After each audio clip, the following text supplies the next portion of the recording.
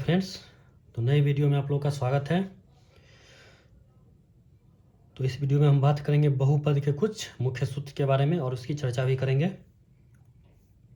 चलिए देखते हैं।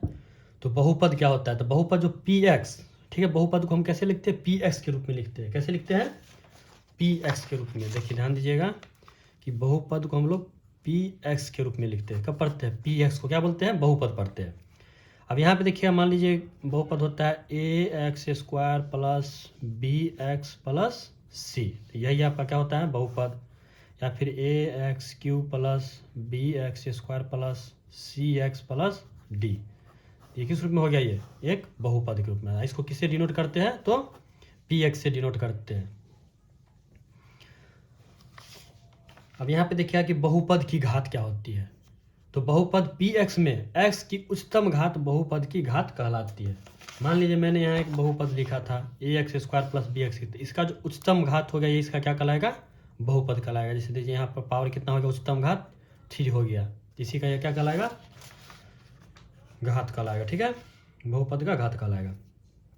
अब बहुपद कितने प्रकार के होते हैं? तो आपके कक्षा मतलब 10 में जो है 3 प्रकार के मतलब दिया गया है।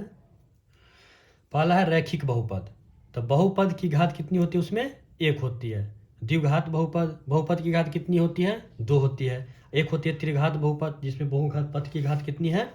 3 है। तो यहाँ पर मैंने 2 चर्चा किया। देखिए इसमें घात कितनी है? 2। तो यहाँ पर कौन बहुपद हो गया? द्विघात। इसमें घात कितनी है? 3। तो ये त्रिघात बहुपद। मान लीजिए ax प्लस b। तो याद रखिए घात कितना है? मतलब नहीं है तो क्या होगा? 1। तो मतलब सबसे काम इसमें है। तो ये क्या हो गया आपका? रैखिक बहुपद है, जिसकी घात कितनी है? 1 है। तो यहाँ तक समझ गए होंगे। अब आगे दिया गया कि किसी बहुपद के शून्यकों एवं गुणांकों में संबंध। ये बहुत जरूरी है, यहाँ पे ध्यान दीजिएगा। किसी बहुपद में शून्याकों एवं गुणांकों में संबंध। तो माना कि बहुपद ax² प्लस bxc है तथा इसके शून्यांक क्या मान लेंगे? अल्फा और बीटा है। ठीक है, कोई बहुपद आपको ax² plus bx plus c दे दिया। यहाँ पे शून्यांक क्या है? अल्फा और बीटा है। तो अगर आपसे शून्यकों का योग पूछा जाए तो शून्यकों का योग मतलब अल्फा प्लस बीटा, जोड़ेंगे दोनों, योग बोल रहा है, तो बराबर होता है -b/a। ठीक है ना? क्या पढ़ेंगे इसको?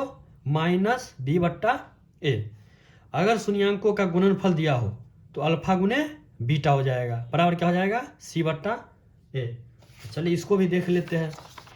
मान लीजिए कोई बहुपद है, तो 4x² प्लस 3x माइनस 4। चलिए तो ये बहुपद आपका हो गया px बराबर मान लेते हैं बहुपद 4x² प्लस 3x माइनस 4। तो यहाँ पर सबसे पहले आपको a, b और c डिफाइन करना है। क्या डिफाइन करना है? a, b और c डिफाइन करना है। तो देखिएगा कि a बराबर कितना है? 4, b बराबर कितना दे दिया? 3, और c बराबर कितना है? -4। c बराबर कितना हो गया? देखिएगा यहाँ पे ax² है ना, ax²। तो a बराबर कितना है? 4। b बराबर, b की जगह कितना है? 3 है, तो b की जगह कितना आ गया? 3। c की जगह कितना है? -4। तो क्या हो गया? -4।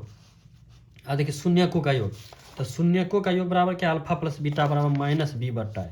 डायरेक्ट लिखा सकते हैं आप, अल्फा प्लस बीटा बराबर क्या है? -b/a। तो माइनस b का मान कितना है? 3। तो 3/a का मान कितना है? 4। तो -3/4 आपका हो गया शून्य का योग। शून्य का गुणनफल, तो यहाँ पे गुना कर देना है आपको। तो इसका होता है c/a होता है। क्या होता है? c/a। तो बराबर c का मान कितना है? -4। तो -4 और a का मान कितना है? 4।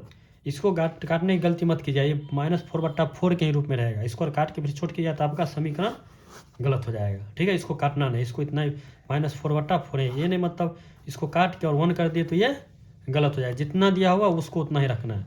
ठीक है, तो ये आपका हो गया शून्यकों का योग और शून्यकों का गुणनफल। आगे पॉइंट दिया है कि किसी बहुपद के शून्यांक अगर अल्फा और बीटा दिए हो तो। ठीक है, मान लेते हैं कि ये जब बहुपद दिया रहेगा तब हम ABC मान के क्या निकालेंगे? गुणांकों का योग और गुणांकों का, शून्यांकों का योग और शून्यांकों का क्या निकालेंगे? गुणनफल निकालेंगे। अगर मान लीजिए पहले से आपको अल्फा और बीटा का मान दिया हो, अल्फा का मान कुछ दे दिया, ठीक है, बीटा का मान भी दे दिया, तो वहाँ पे आपको कौन सा सूत्र यूज करना है?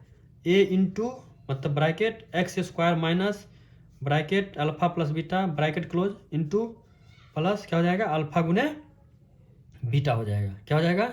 अल्फा गुने बीटा, ये इंटू नहीं, ये एक्स है, ठीक है ना। X square minus alpha plus, देखिए अल्फा प्लस बीटा हम किसको माने हैं? तो बी के रूप में आता था। यहाँ माइनस अल्फा प्लस बीटा गुने alpha minus alpha plus beta x अब प्लस अल्फा गुने बीटा। एक और देखिए, बहुपद बराबर क्या हो जाए? जब आपको अल्फा और बीटा दिए हो तो ए गुने x square minus alpha plus beta bracket close x plus alpha गुने बीटा। तो ये आपको याद करना पड़ेगा। मान लीजिए जब अल्फा बीटा और जब दिया रहे तब यही आपको यूज करना है, ठीक है। अब आगे देखिए, यहाँ पे आपको दिया है कि माना कि बहुपद, अब देखिए बहुपद, वहाँ पे द्विघात बहुपद था, अब यहाँ पे क्या है? त्रिघात बहुपद है। तो इसमें कैसे यूज करेंगे? इसमें भी सेम ही है, बस ए बी सी और एक डी बढ़ जाएगा, ठीक है। तो A X cube plus B X square plus C X plus D है, तथा इनके शून्यांक, ठीक है, अल्फा बीटा और क्या है? गामा दिए हो। क्या क्या इसमें? 3 हो गया, अल्फा बीटा और गामा।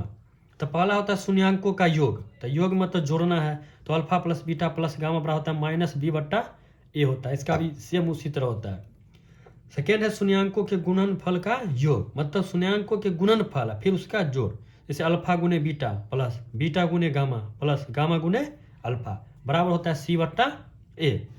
शून्यांकों के गुणनफल, अब गुणनफल है तो अल्फा गुने बीटा गुने गामा मतलब माइनस डी बट्टा ए। इसको भी हम लोग कर लेते हैं। मान लीजिए 4x³ plus 3x square plus 7x minus 5, ये समीकरण आपको दे दिया। चलिए, शून्यांकों का योग बराबर होता है alpha plus beta plus gamma, ठीक है। Alpha plus beta plus gamma बराबर होता है माइनस बी बट्टा ए। तो आप इसको अपना फाइंड कर लिए, हम यहाँ पर ये हो गया बी सी और डी। तब ए बराबर बी बराबर कितना है? 3, तो माइनस 3 बट्टा और ए का मान कितना है? 4, माइनस 3 बट्टा 4। अब शून्यांकों के गुणनफल का योग, तो गुणनफल का योग बराबर क्या होता है?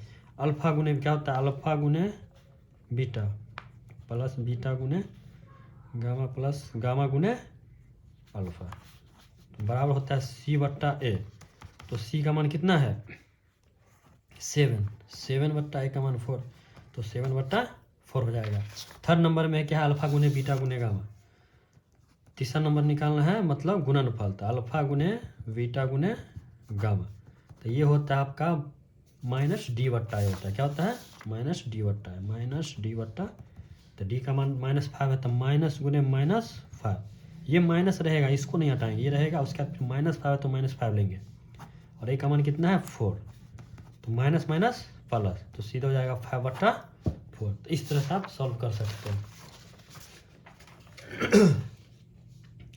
अब देखिए यहाँ पे विभाजन एल्गोरिदम है, ये मैंने पीछे मतलब पहला चैप्टर में आप लोग पढ़े होंगे, बहुपद में पढ़ा है।